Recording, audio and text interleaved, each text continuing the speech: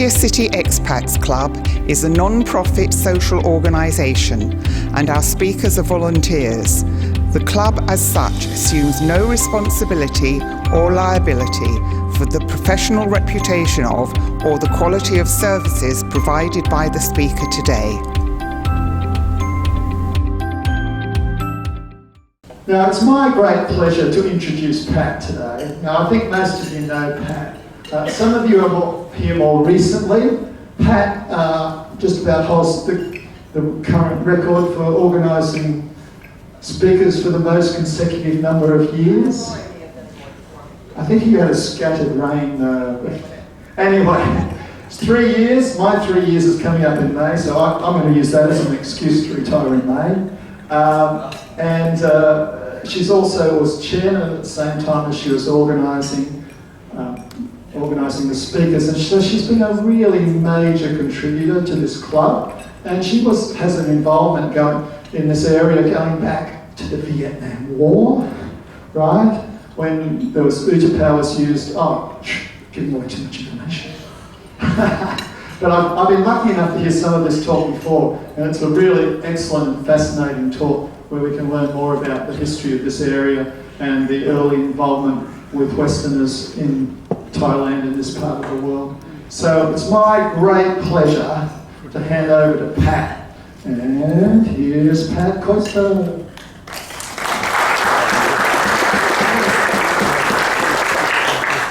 Thank you very much, Ren. I greatly appreciated that. Okay, first of all, I think everybody knows about U-Tapao International Airport. Has anybody ever flown out of there or into there? Ooh, lots. Okay. Now, how many of you know or knew before you read the newsletter this week that during the Vietnam War, that the commercial part is actually just a small part of a large Navy base? How many of you knew that? A lot, good. How many of those of you were here at my last presentation, and that's how you know? Okay, all right. Oh wait, I do need this, hang on. Okay, so it's actually U-Tapao Royal Thai Navy Airfield. And during the Vietnam War, we had between 6,000 and 8,000 American Air Force personnel stationed there. And most of them were SAC, I gotta remember the buttons here. SAC, how many of you have seen the movie Strategic Air Command with Jimmy Stewart?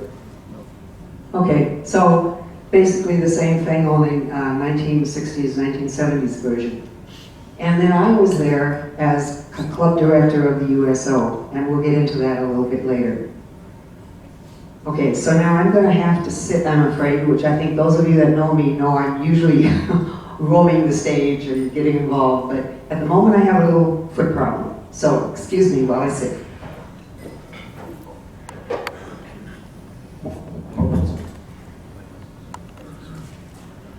Okay, so actually during the Vietnam War, there were quite a few bases in Thailand. Now these are all Thai military bases. They were not US bases. Thailand allowed the US to have military personnel stationed there. And you see that quite a few of them in the country, they all had fighter airplanes, whereas U-Tapao was the only one that was SAC. And this is the iconic picture of U-Tapao. Those of you that were at U-Tapao, how many of you have this picture? No? All right, I thought just about everybody that was there had it. This is the iconic picture of U-Tapao at that time. Because this shows the two main aircraft that were stationed there as part of SAC. The one on the top, camouflage, coming in, that's the B-52.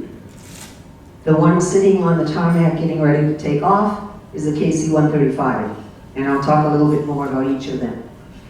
Over here in the left-hand corner, and by the way, those of you sitting on the outsides, if you haven't been here before, when I use this pointer, it only shows up on the middle screen. I know that's been bewildering to some people because I'm joking, what's she pointing at? Okay, so this is a Thai guard, and the guard is there because this hill, we call this Sniper Hill, right? So, okay, so let's move on. So the B-52, this was the primary mission of the base. And we lovingly, the B-52 Stratoforces, and we lovingly called it the Buff, which of course stands for Big Ugly Fella. Okay? And the B-52, if I can remember these facts, it has a wingspan of 175 feet, which is just 10 feet shorter than a 747. And it can carry up to 70,000 pounds of conventional bombs. So, I think Severide, one of the big anchors at that time, came to U-Tapao and he said you could see all the B-52s lined up in their revetments looking like big shark fins, and that's exactly what it looked like. So here we have, now these, from this point on, all these slides, almost all the slides and all the videos are things that I took while I was there. And they were sitting in storage for quite a while, so please excuse if the color isn't right or they have some imperfections. So these are the bomb fins, and what you just saw was the bombs themselves being loaded from their storage space onto the trucks to take to load up the planes. So these guys are putting the bombs together. They're attaching the fins to the bomb itself, and then they go and load the B-52. Now, okay, so now we're ready for takeoff. So let's go out to the runway, and this is my favorite sign of all time: yield to low-flying aircraft. So this is the B-52 taking off. I'm standing with my little camera right underneath it on the runway.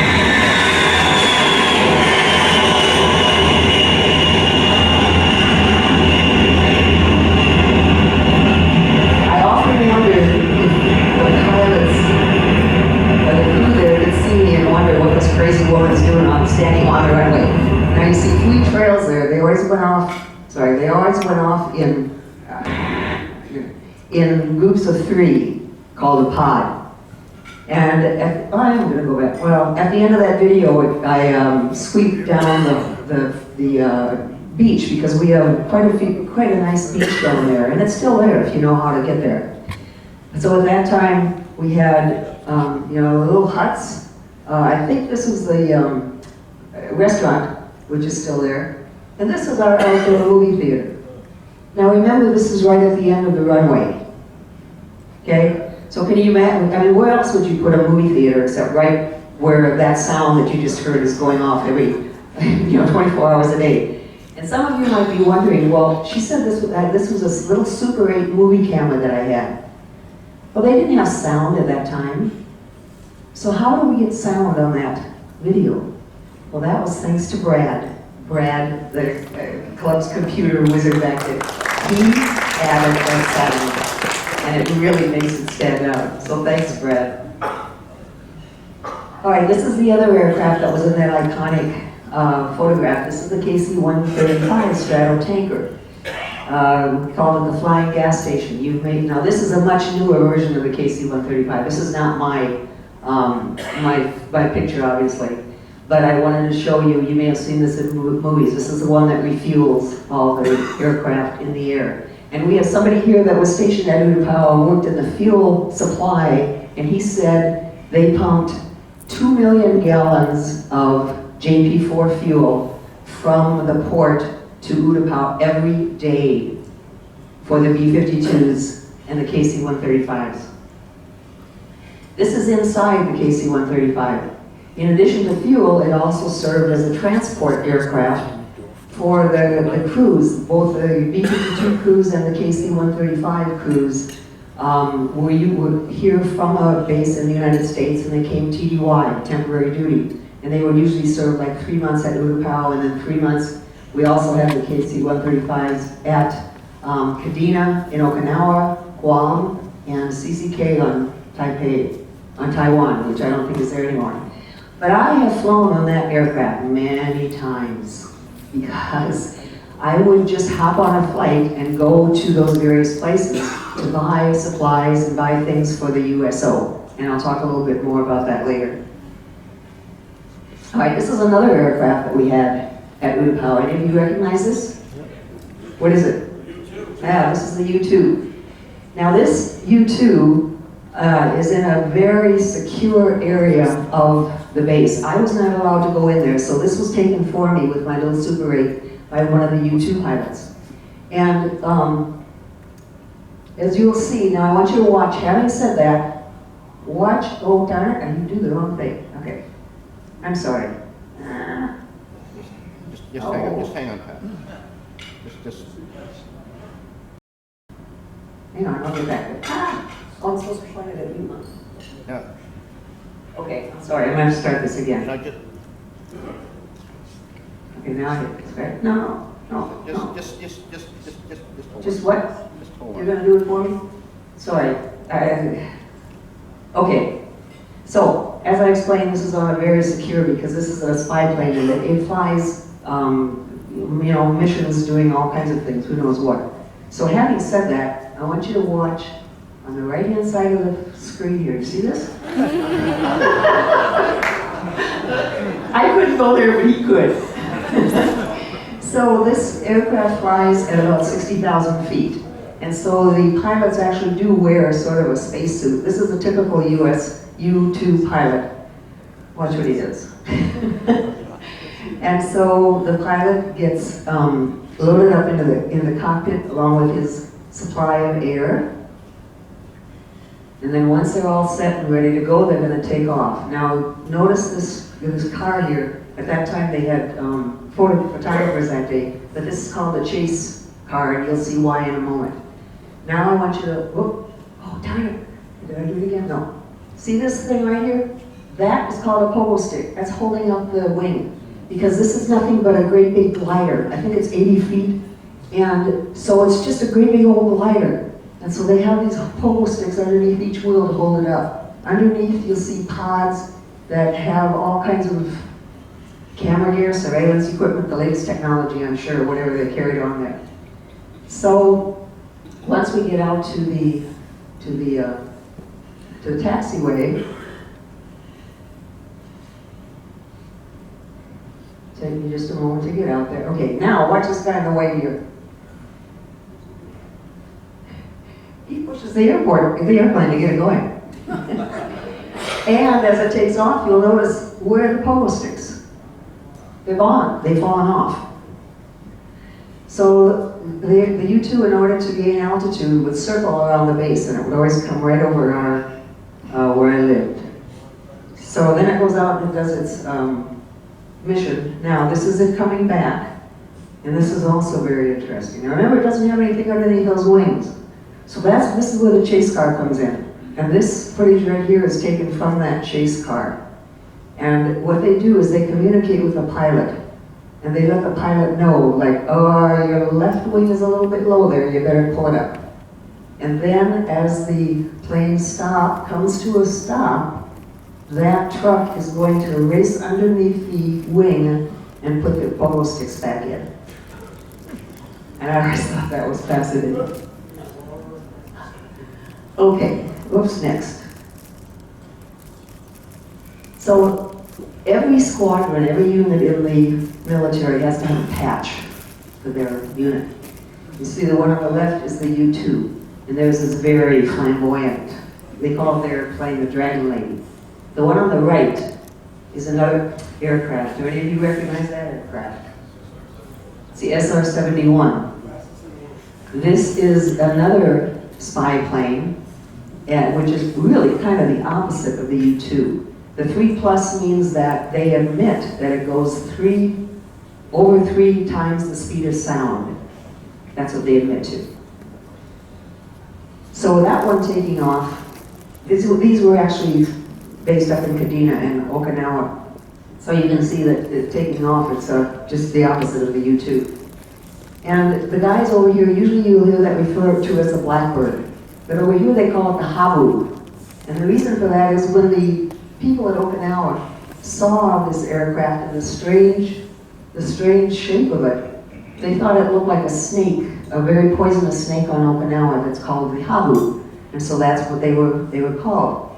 Now, there's a very And I don't think we have, as far as I know, we never had any of these based at U-Tapao. But there were always rumors that one had come in during the night and then had left before daybreak. And there's one story in particular that kind of became the part of the folklore. And I have to tell you this story.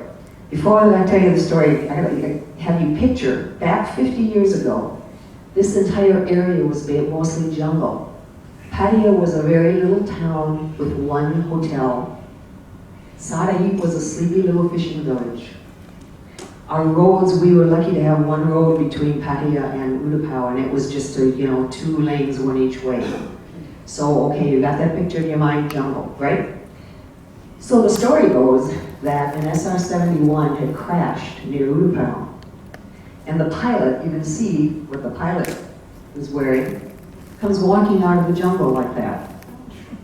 Well, a tuk-tuk driver happens by. No, it doesn't even bat an eye. He says, "Oh, you go U-Tapao."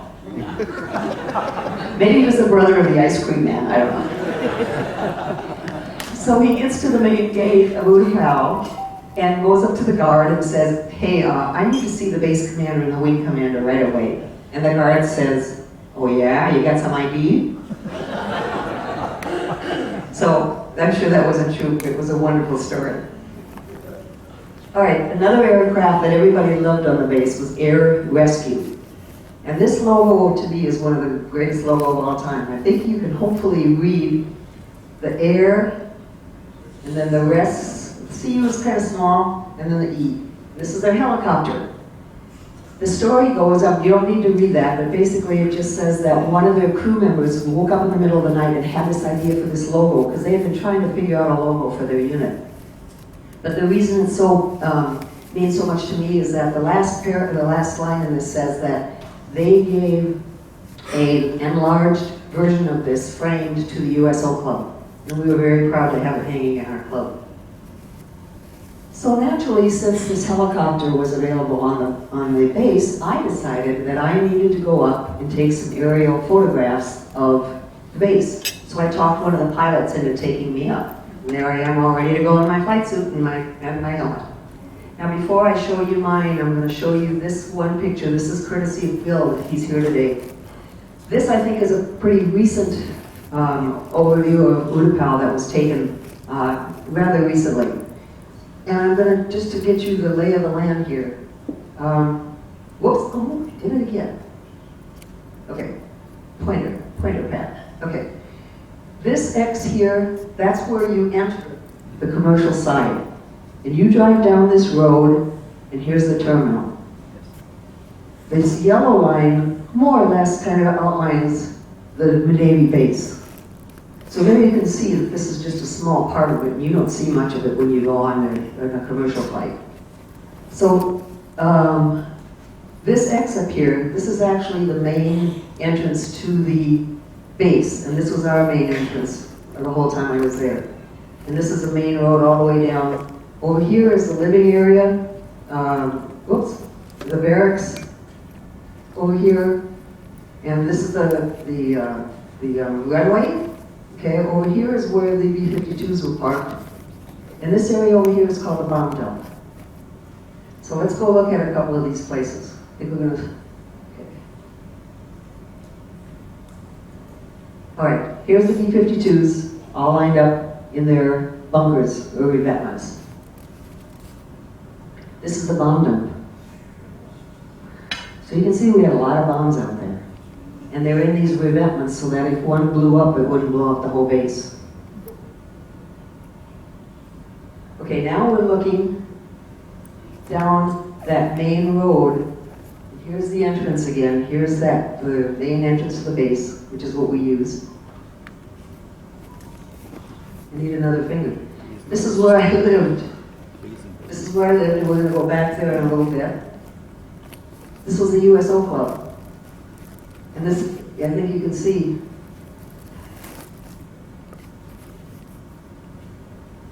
Over here, this is the runway was over here. So the USO Club, this was the club. And it was quite big at that time. And behind it, we had these hooches. And in these hooches lived the guys called the MMS Squadron, the munitions maintenance squadron. They're the ones that you saw putting all the bombs together. And they kind of lived at the USO. So what is the USO? It stands for United Service Organizations. It was started by President Roosevelt before the First World War. He asked these 6 service organizations to come together to form a non-profit organization that would basically go wherever the troops are and help lift their spirits and just kind of make them feel at home.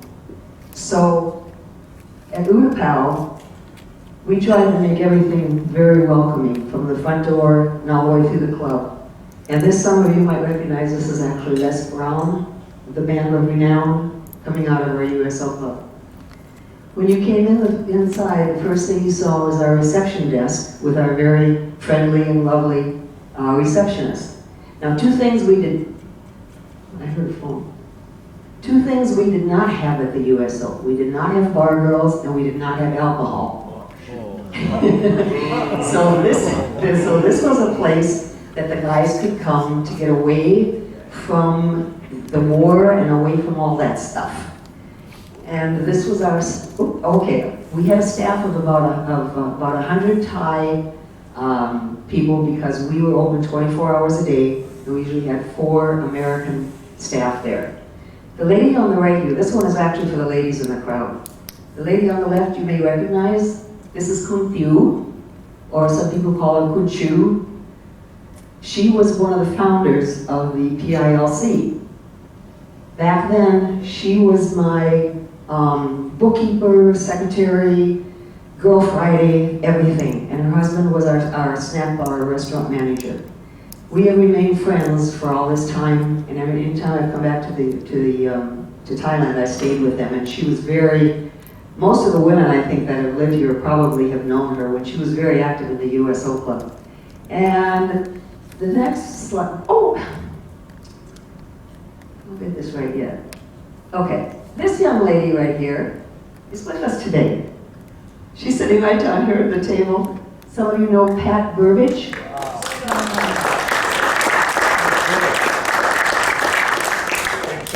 She gave me these 2 to put in this presentation, which I really appreciate. She said this was taken at Jomtien at the time, right? That's what Jomtien Beach looked like 50 years ago. And Pat worked at Pan Am. She worked at Pan Am in Pattaya. She and her husband lived there and stayed for the entire time. And so she would come on base and sell tickets for the guys. So this is our snack bar. You see, we already welcomed our 2 millionth visitor. This was in 1970. And my apologies to the veterans here for the poster on the snack bar.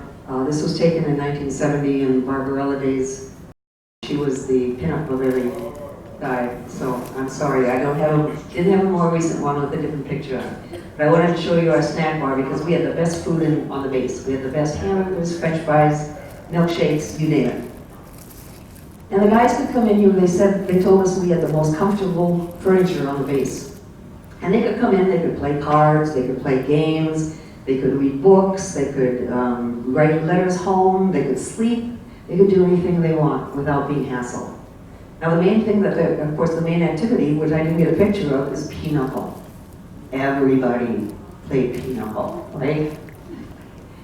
So we had pool tables, I'm sorry, that was ping pong. Pool tables, bumper pool. Notice the decorations. And the Air Force gave us a Jeep, so we decided to make a program out of it. So we had a painting day, and this is what the guys came up with. So when we went anywhere, people knew that was a USO coming. And on 4th of July, there was a big celebration on the base, and we participated with our dunking tank. This is the general of the SAC at that time, sitting in the dunking booth. And we also had a jail where you could throw anybody in. This is the base commander and the general. And then, of course, I think it was like 25 cents, and then all that went to charities here in Thailand. I also took the guys on tours around Thailand. This one is at Bang Paen. And we went to River Kwai and a lot of places. So you see, several years ago when I was working with Victoria, when we organized a lot of tours, I was just picking up where I left off 50 years ago. At that time, Lam Shabam as a port did not exist.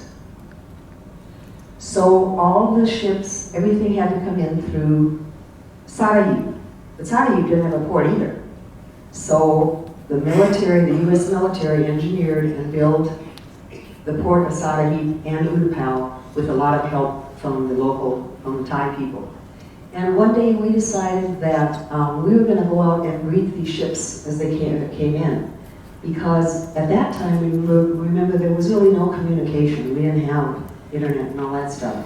So these guys, when they would come into port, they had been out at sea for 6 months with, hardly any communication at all. So we thought, okay, we'll go out there and we'll get on the PA and welcome them to Thailand. Well, guess what? It was a little more choppy out there than it was in the port. So I think on that trip, I can't even remember if we actually got on the ship or if we turned around, but I know we never went again. Now, if you're interested, there's a good video on YouTube about how the port of Sarayip and U-Tapao were built. It's called Sarayip, Thailand's Tomorrow. It's very interesting. Okay, the hardest time, of course, being away from home is Christmas, the holidays. So we did everything we could to try to to bring a little Christmas to U-Tapao. This was our Christmas card with some of our wonderful staff people. We, of course, had water buffalo pulling Santa's sleigh. These were all made for us by our MMS friends. And, of course, the fireplace with the stockings and the courier knives seen out the window. And these guys are very creative. And they decided one year that they had all this styrofoam, because when the bombs came in, they would come packed, the crates came packed in styrofoam. So they had gobs and gobs of this stuff, and they said, hey, let's make some snowballs, and we'll have a snowball fight. Then they got even more creative, and they decided to make snow. And we took that snow, and we put it in bags, and the air rescue chopper took it up and dumped it out on top of the club at midnight on Christmas Eve. Well, it's a little slight problem. It was kind of windy that night, and I understand it made some problems for the chopper, and the snow didn't land on the USO, it landed on the field next door, but that's okay. So as I said, these MMS guys that live behind us, they virtually almost lived at the USO. And this is one of my most cherished mementos, and this is from U-Tapao. This only stands about a foot tall. It's on my dresser. And if you can read the base, it says 635th MMS. No, where am I? 635th MMS, Pat Koester, Honorary Ammo Troop. Now you might think that the reason this means so much, maybe you think I'm a warmonger. I mean, I've shown you all this military stuff, and I was at U-Tapao. Well, no, quite the opposite. The reason I cherish it is because of the sentiment. What it told me is, remember at that time we had the draft. So these guys went there voluntarily, and mostly it was 18 and 19-year-old kids who probably had never been more than 50 miles away from home. And all of a sudden they were yanked out of their homes, sent off around the world to this country that had people that they couldn't communicate with, and they were involved in a war that nobody knew what the heck it was about. And so they were filled with fear and anger and rage, and they hated Thailand. And they hated the Thai people. But they didn't really, they just thought they did. But that was their outlet of, they didn't know how to communicate. So, if you remember, I think, well, Wen didn't mention it, but before I was at U-Tapao, I had been a Peace Corps volunteer. And I had taught English at country in Thailand. Now, the USO has 3 purposes. One is to help the country develop their workforce. The second is to help the people of the country understand Americans. And the third is to help Americans understand the people of the country you're in. So these are some of my students, but I felt when I was there at the USO, I probably did more for that third goal the Peace Corps than I did when I was in the Peace Corps. Because as they say, you know, once a Peace Corps volunteer, always a Peace Corps volunteer. So I have equally memories from my Peace Corps days that I cherish just as much as I do that bomb. For example, this is a portrait of me, and the thing about it is that the writing on the bottom says, "For my dear Ajahn." And I think you all know that Ajahn stands for teacher. So this to me, two very different objects, and yet they pretty much mean the same thing to me. Now one interesting thing about that little bomb, when I put that in my carry-on baggage to take it out of storage, that was the first time I ever had a note in my luggage when I got to the other end saying, this bag was opened by TSA. Now, it may have been a coincidence, but I don't know. Okay, so back to Christmas Eve, what we did is we loaded up a bunch of Coca-Cola and donuts and took it out to all the security posts. And we had security posts all around the base. This happens to be a bunker out on the flight line somewhere.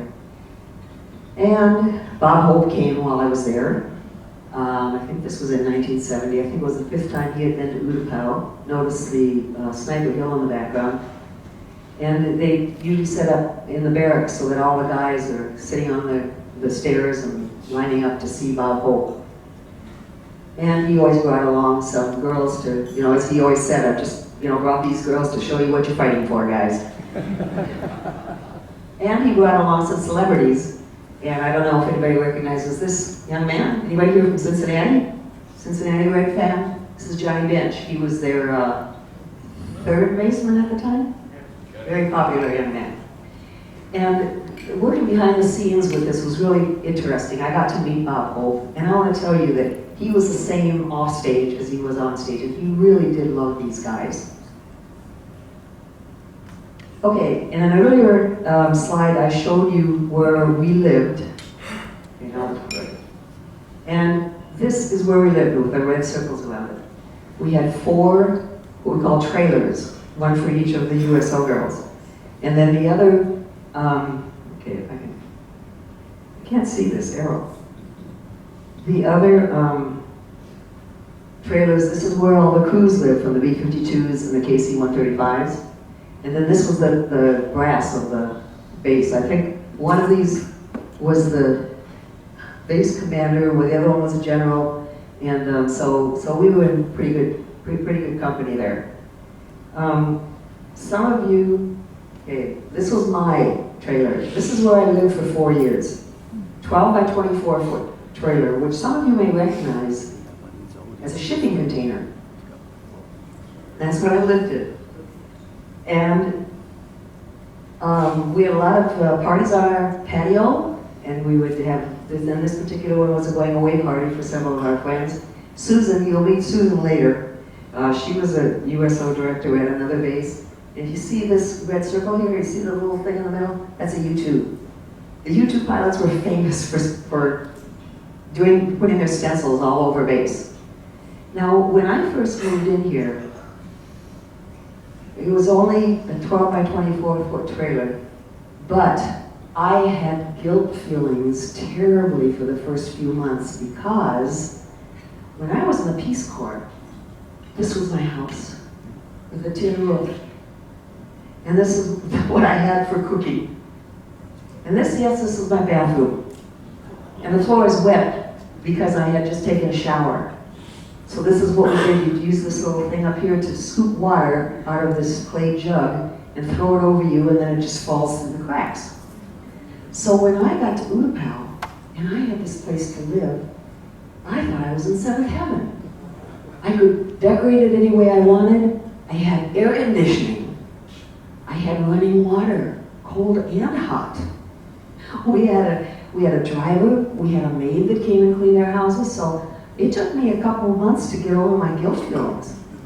And you see this, the setup here, this was all made for me by our MMS friends.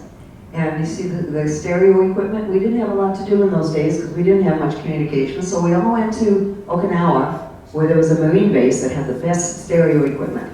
And we got the turntable, the 2 big reel-to-reels, And we bought a lot of albums and made our own reel to reels. And this is all full of my other albums and records and tapes.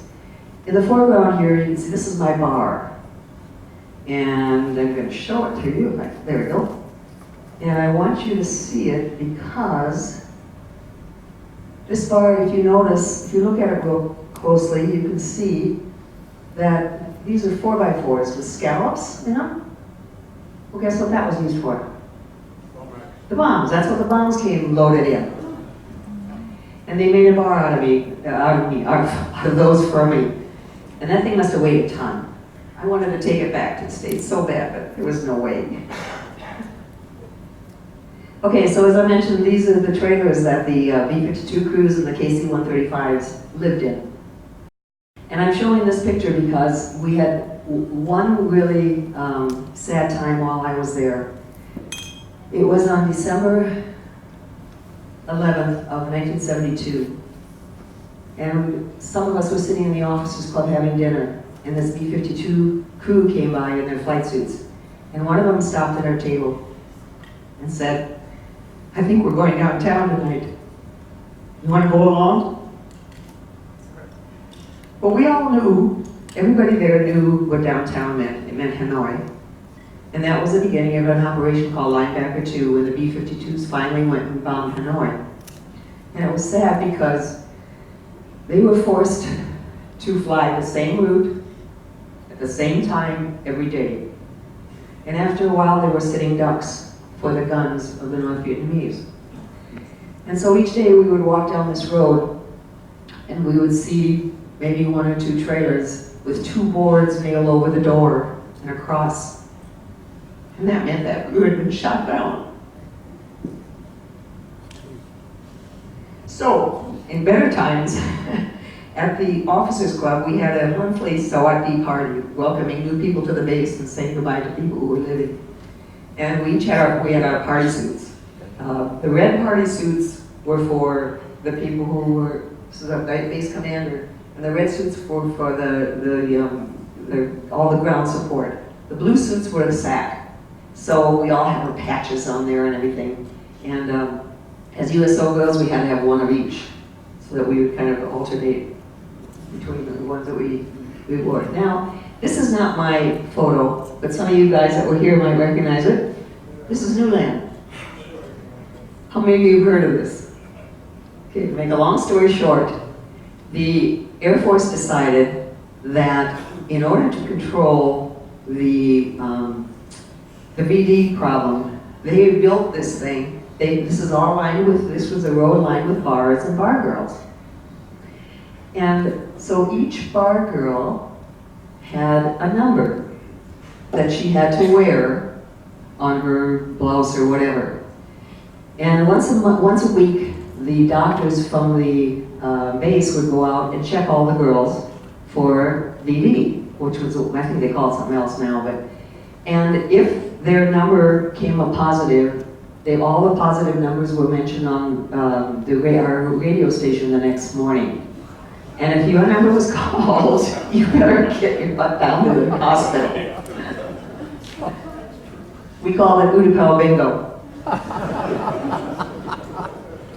Now, while I was there, I had the opportunity to go up to a couple of the fighter bases. This is at Tak Lee, and this is the F-105 Thunder Chief.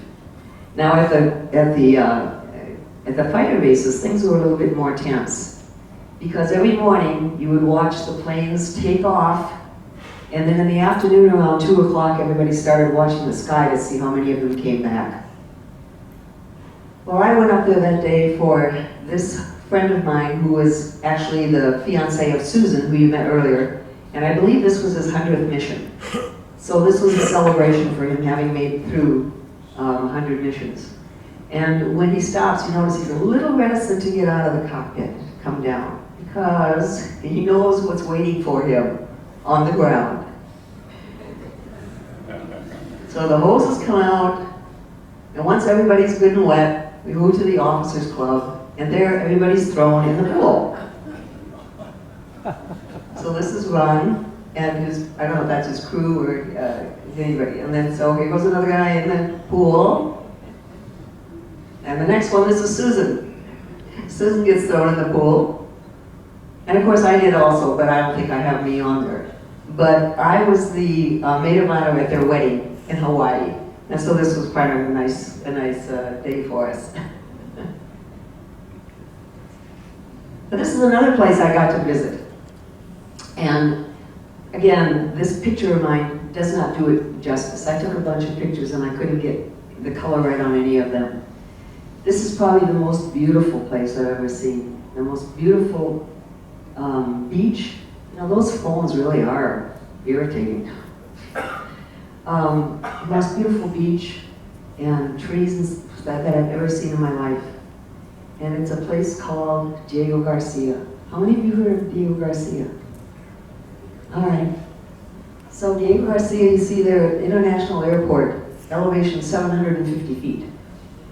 What it is, it's a little atoll. It's part of an archipelago, I forget which one, out virtually in the middle of the Indian Ocean. And you may have heard, it was actually in the news several weeks ago when we had kind of the standoff with Iran. They had moved 3 B-52s there. And this was just at the beginning of I'm not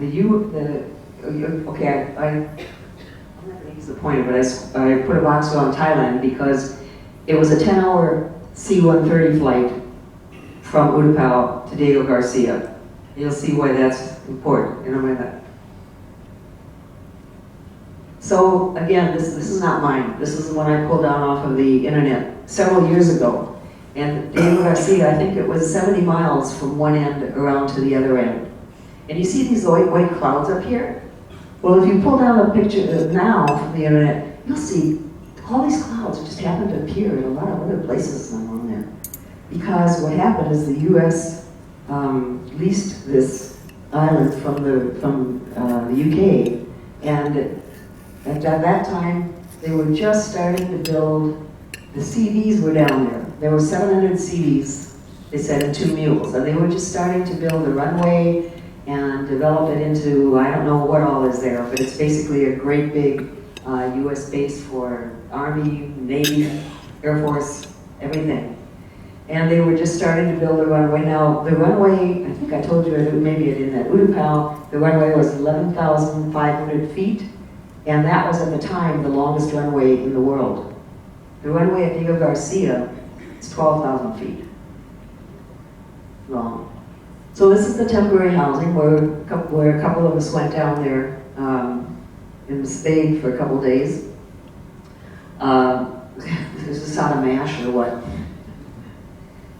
And we went down there because the guys didn't really have much for things to do, entertainment at that time. They had a small library and some games and cards.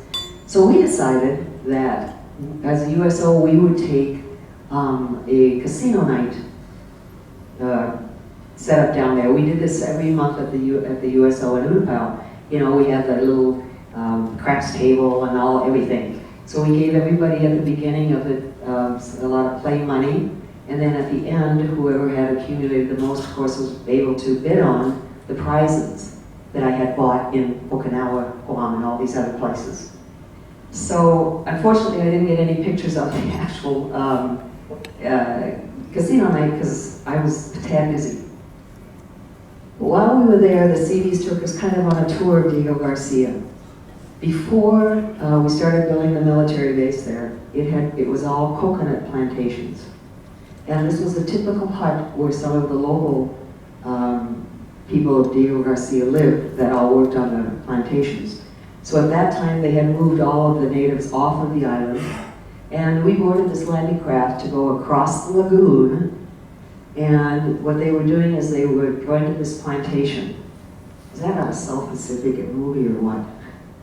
And taking off the last plantation owners that were there. Now when we got ready to leave U-Tapao, and we were ready to board our C-130 for the flight back to U-Tapao, I had a very interesting experience. I can't do a British accent, but this very, very proper British guy in his starched khakis or whatever came up to me and said, do you have your passport? I said, no. Why would I need my passport? I'm here with the military.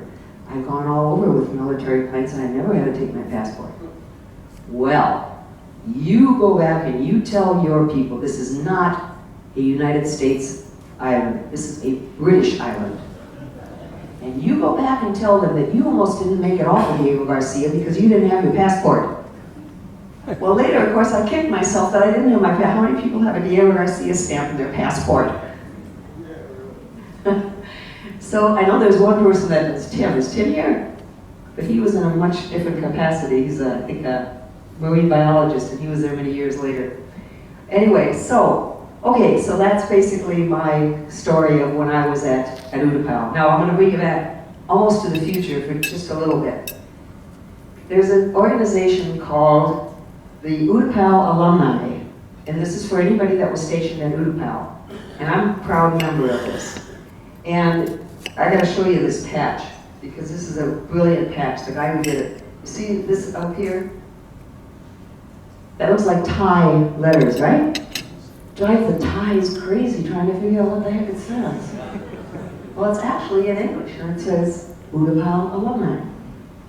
So several years ago, they had a reunion here of some of the alumni.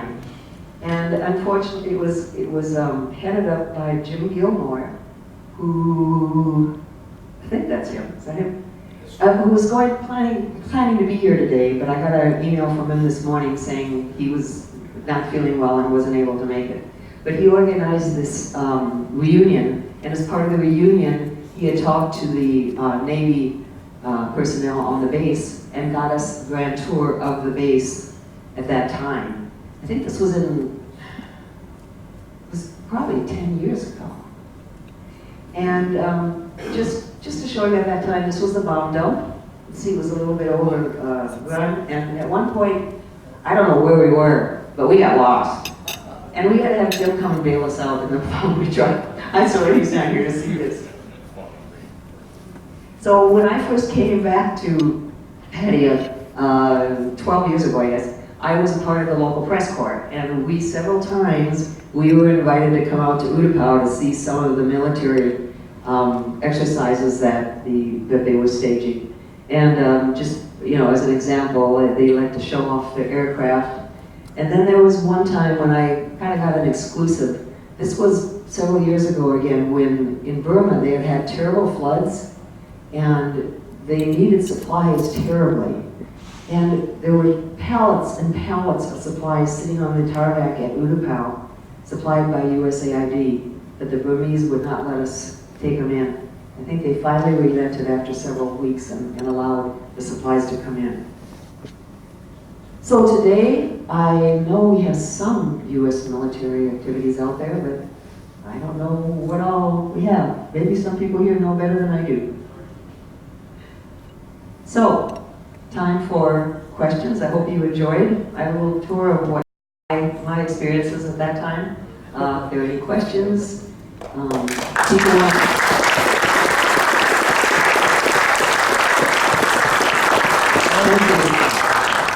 people want to add comments, whatever, correct anything that I said that was wrong, please feel free.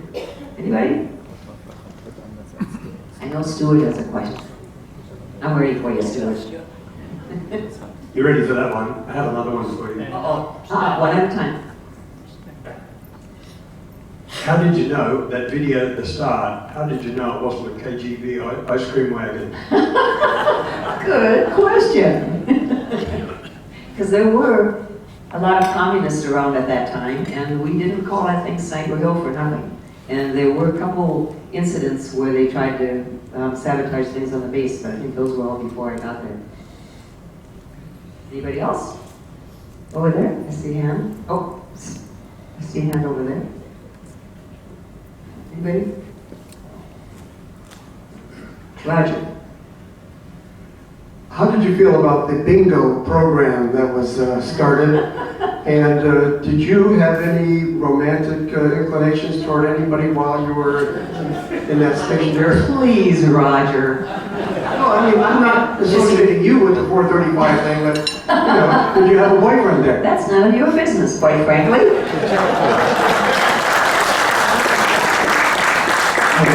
Oh, yeah. Daryl. No, I just, something that you mentioned I'm not too sure is correct. Okay. But you mentioned about many of the people stationed in Utah being draftees. Yes. Well, the draft, they went into the Army, not the Air Force. Yeah, but I could stand to be corrected, but the majority of them. Now, myself, I know because I went in the Air Force, it was during the Vietnam era, and felt lucky to get into the Air Force. I had to wait over 6 months to get in from the time I tried to apply. And as a matter of fact, I got my draft notice 2 weeks before I left. And that was the reason. They weren't draftees, but it was because of the draft they joined the Air Force. I don't know, is that true? I know, well, I'm not so sure that, Paul has a question or comment in the back there.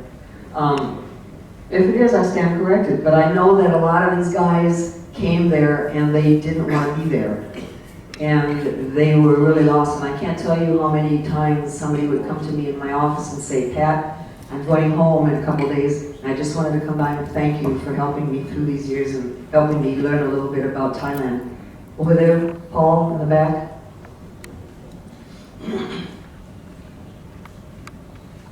Paul has been here ever since forever. So he knows everything there is to know about everything in this country. The gentleman over there is right, the Air Force didn't draft people. It was only the Army and the Marine Corps took some. Of course, those were the people that were dying. And by the way, as of about 5 or 6 years ago, Uncle Sam was still taking care of the airfield lining and the fuel systems down there just in case. Yes, yes, I know. It was kind of a shock to a lot of us when they finally actually allowed some of it to be developed commercially. Here. Hey, Pat, yeah, thanks for, oh my gosh, that's a wonderful story. You led an exciting, interesting life. I can see why you love Thailand so much.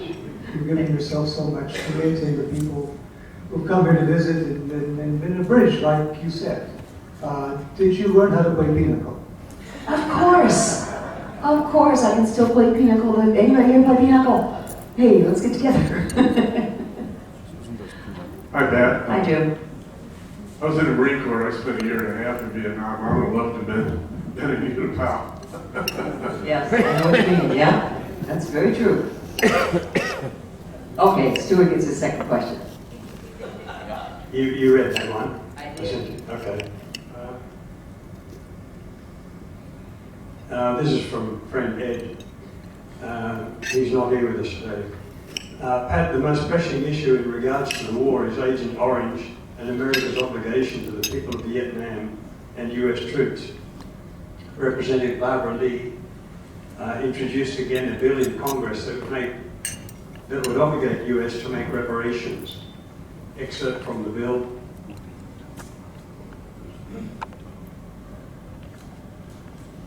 I don't really think you would need to read it. I think we know what it says. It says that they should give reparations to everybody who was in the area that was exposed to Agent Orange and has problems from it, right?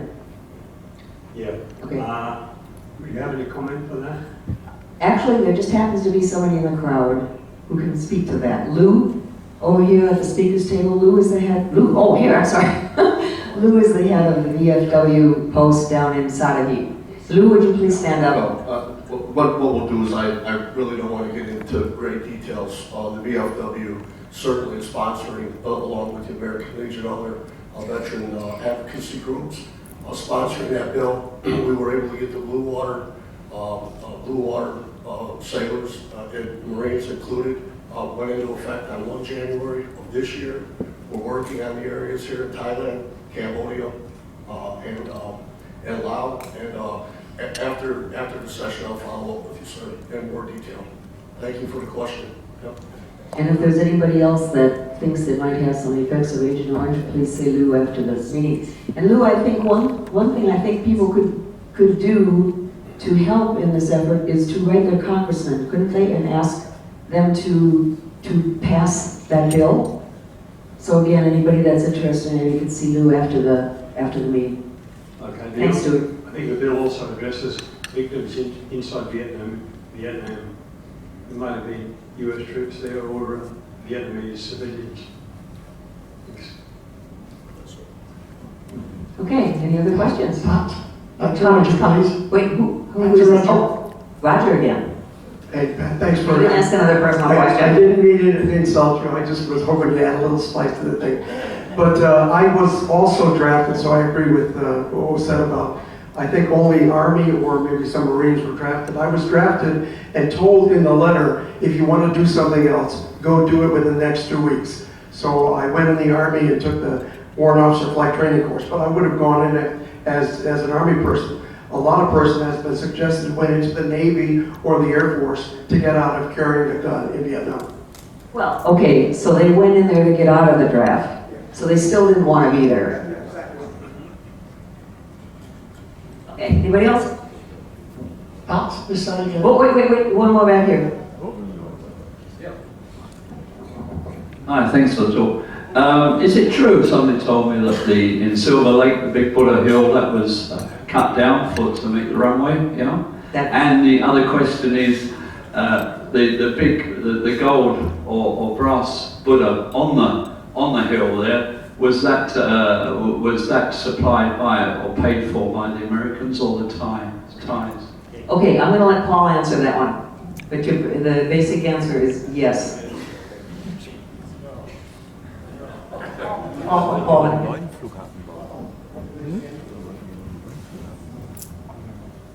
The rocks taken from that hill was strictly commercial for this area. It had nothing to do with U-Tapao. They had lots of rock in U-Tapao. The Buddha down there, why they quit cutting into that mountain, and I was here when it happened, the papers were full of it. The locals down there thought the mountain was occupied by ghosts, gods, whatever. The king got into it, and they threw out the rock crushers, and they built the Buddha. This happened long after Vietnam. Yeah, that did. Well, Paul, that's strange because many years ago when I went there, there was actually a plaque there saying that the hill had been cut down to build U-Tapao, and that a lot of other hills and mountains in the area that have flat tops or that are partially. That may be true. I don't know. Okay, and maybe in Sagi. Okay, I don't know. All right, interesting. Anybody else? All right, thank you. Now, huge round of applause. Pat, I just thought that was one of the best talks we've ever had at the club.